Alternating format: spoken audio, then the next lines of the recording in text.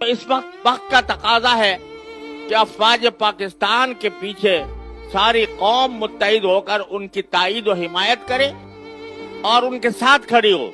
उन इख्तिलाफात के इजहार का ये मौका नहीं है, ये इस बात का मौका है कि सारी कौम मुत्तहिद होकर अपनी अफवाज के पुष्ट पर खड़ी हो।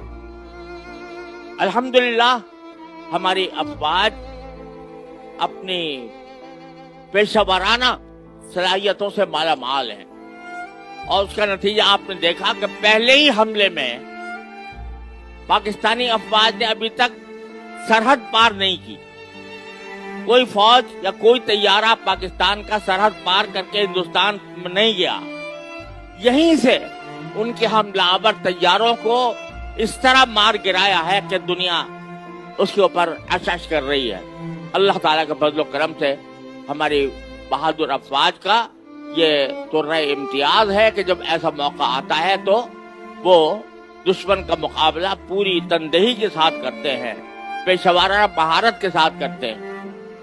और हमने तो पहले जब उन्होंने एबटाबाद के ऊपर हमला किया था तो उनका न सिर्फ तैयारा गिराया था बल्कि उसके पायलट को भी पकड़ लिया था और उसको चाय पिलाकर रुखसत किया था। ये अखलाक का मुजाहरा किया था कि उसको चाय पिलाकर रुखसत किया। अब हमारे अफवाज ये कहते हैं कि हम चाय तुम्हें वहीं जाकर पिलाएंगे, यहाँ नहीं।